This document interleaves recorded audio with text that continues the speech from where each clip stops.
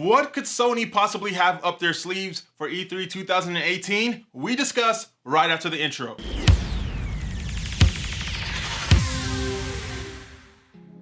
Hi, I'm Charles Powers. Welcome back to the Game Fanatics. If you're new here, we produce high-quality, independent video game content for gamers like ourselves.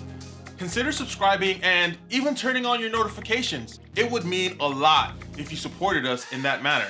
E3 excitement is in full swing, and in just days, Sony takes the stage to show us what is in store in the near or not so distant future for the PlayStation brand. We've discussed some predictions for Microsoft's E3 showcase. You can find those here. But what surprises could Sony possibly have?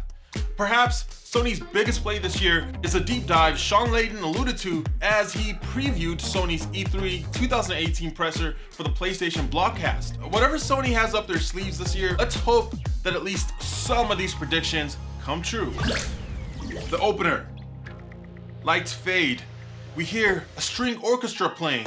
A spotlight falls on a group of Japanese musicians, similar to how Sony opened their show up last year to reveal Uncharted: The Lost Legacy.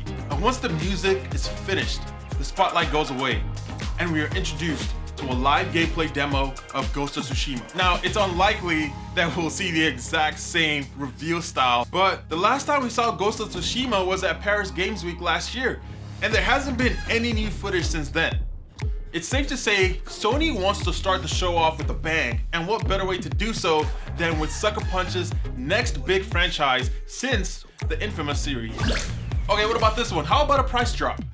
At $399, the PS4 Pro is comfortably less expensive than the Xbox One X. But a price cut at E3 would further entice gamers to experience exclusives such as God of War, Detroit Become Human, Horizon Zero Dawn, and Spider-Man when it comes out. This would of course cause the PS4 Slim to drop to $199, as the Pro would be $299. Playing The Last of Us Part 2 and God of War in 4K for only $299? I doubt anyone would turn that down. Welcome back. We're also predicting a third-party surprise. There have been rumblings about a Devil May Cry 5 reveal at E3 2018, and Sony looks to be the one delivering the big news.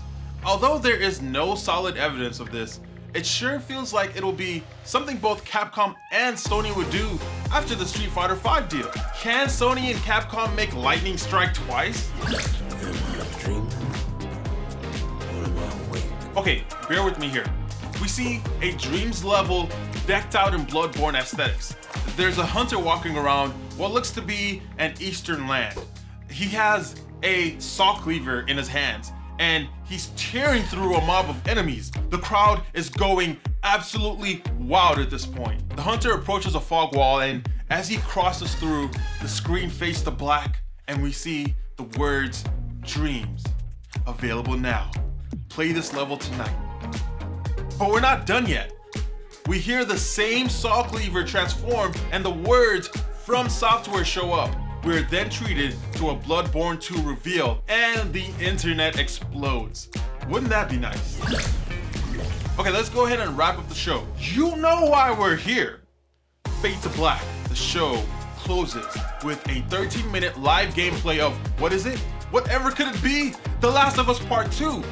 Ellie will be the playable character as she confronts a terrifyingly new clicker type. The demo will end with the reveal of Joel's fate. Although we won't get a release date, we'll get a release window of spring 2019. And again, the crowd goes wild.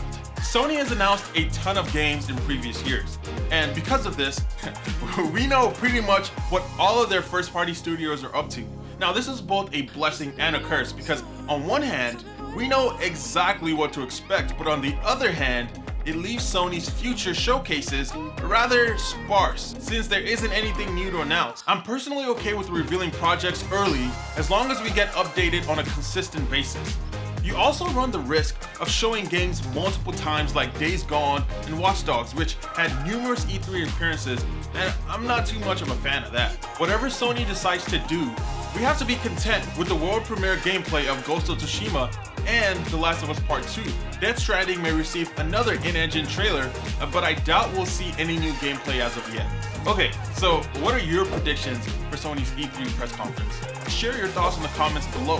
If reading is more your thing, go check out the full article on thegamefanatics.com. The crew, and especially Carlos, would really appreciate it. Thank you for watching. As always, I'm Charles Powers. I'll see you in the next video. Until then, keep calm and game on.